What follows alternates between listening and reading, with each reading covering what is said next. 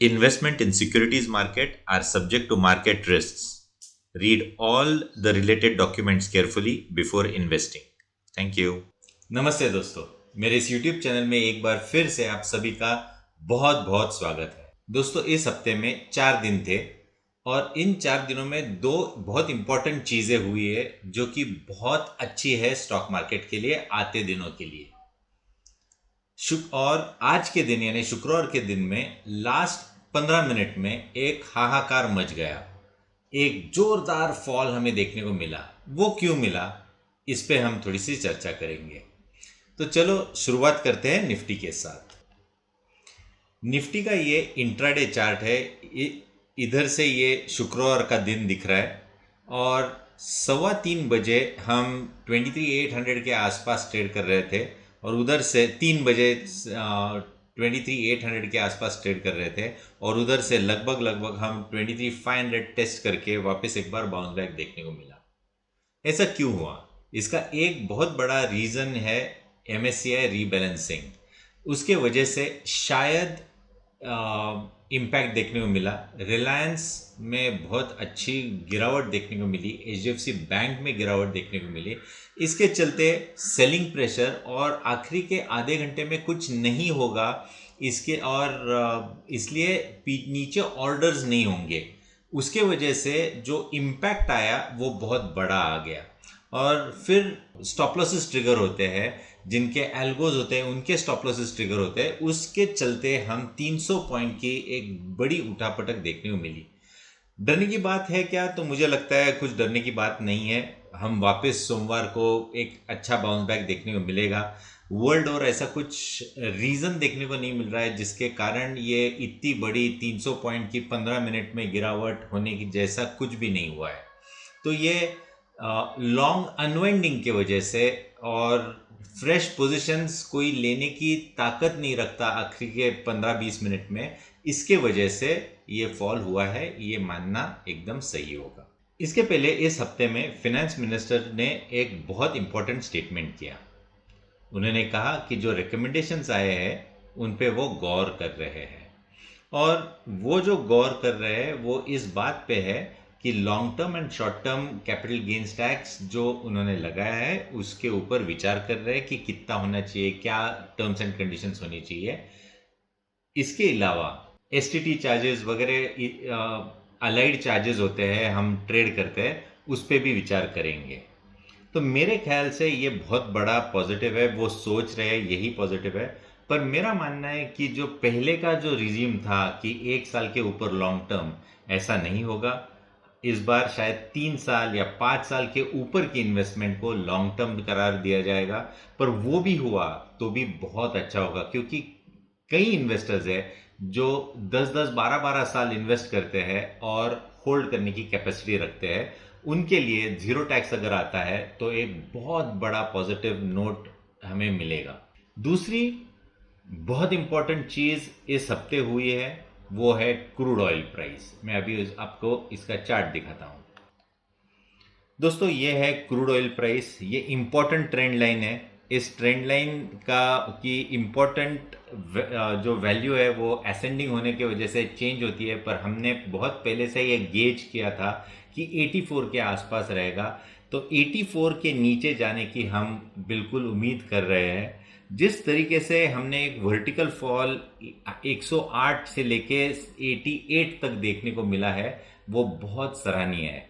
अभी इतने बड़े फॉल के बाद मुझे लगता है थोड़ा सा कंसोलिडेशन होगा, थोड़े दिनों का कंसोलिडेशन, और उसके बाद अगर गिरता है तो सही मायने में बहुत अच्छी गिरावट देखने को मिलेगी।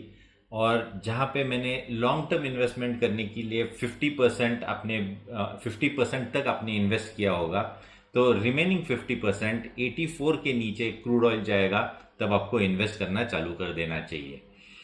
देखिए, मार्केट ऊपर नहीं गया है पर क्रूड नीचे आ रहा है, ये बहुत अच्छी बात है। FIs की सेलिंग है, उसके वजह से शायद ये हो रहा है। तो 2 चीज़ें हैं, एक लॉन्ग टर्म कैपिटल गेन्स या जैसे STT पे बात हो रही है उस पर कोई क्लैरिफिकेशन आ जाए, उसके साथ साथ क्रूड 84 के नीचे आ जाए तो एक बहुत बड़ा ब्लास्ट हमें हमारे मार्केट्स में देखने को मिल सकता है ऑन द हायर साइड। अब चलते हैं हम एंड ऑफ डे निफ्टी के चार्ट पे।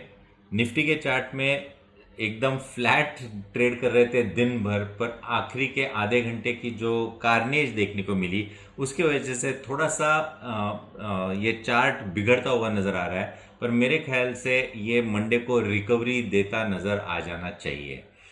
अभी भी मैं मानता हूं कि 23,200 एक क्रूशल सपोर्ट है। ये अगर टूटता है तो बहुत बड़ी बिकवाली हमें निफ्टी में देखने को मिलेगी। उसके चांसेस बहुत कम है।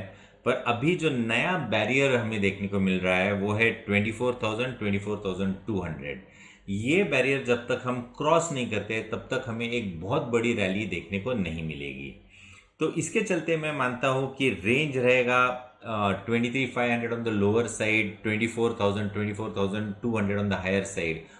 और इस रेंज में आपको एक अच्छी अपॉर्चुनिटी की तलाश करनी चाहिए जहां पे स्टॉक स्पेसिफिक मूव्स बहुत अच्छे आते हैं। आपने आज देखा होगा दोस्तों कि मार्केट इतना गिरा, पर जो mid cap small cap stocks है उसमें बिल्कुल भी गिरावट देखने को नहीं मिली। इनफैक्ट कई स्टॉक्स है जिन्होंने लाइफ टाइम हाईज बनाए इस दिन में और ऐसे दिन में। तो ये इंपॉर्टेंट चीज़ है कि आपको स्टॉक स्पेसिफिक व्यू रखना है। जो कई स्टॉक्स है लॉन्ग टर्म पोर्टफोलियो में होने चाहिए, वो पिछले 15-20 दिनों में 20-25-30% की रैली देते नज़र आ गए। और जिस तरीके से ये मूव्स आई है, मेरा मानना है कि एक्शन मिड कैप सेक्टर में ही है। तो हम देखते हैं मिड कैप सेक्टर कैसा कर रहा है।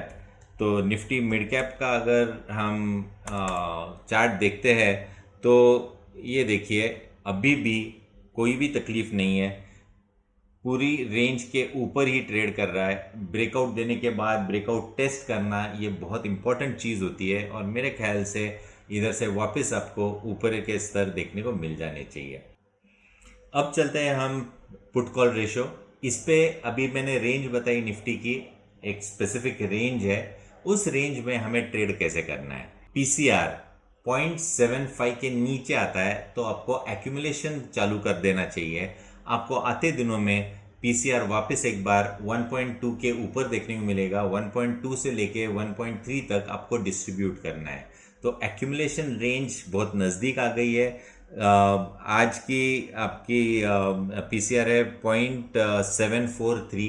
तो मंडे से आपको एक्यूमुलेशन एक अपॉर्चुनिटी दे रहा है पीसीआर, जहां पे ओवरसोल्ड से एक अच्छी पुल बैक आपको 400-500 पॉइंट की मिल सकती है। तो वो कैप्चर करने के लिए आप सतर्क रहिए। तो ये रहा पीसीआर के ऊपर से स्ट्रैटेजी जब हम रेंज में ट्रेड कर रहे हैं। दोस्तों, इस हफ्ते के लिए इतना ही। अगले हफ्ते वापस मिलेंगे, तब तक के लिए आज्ञा दीजिए। नमस्ते।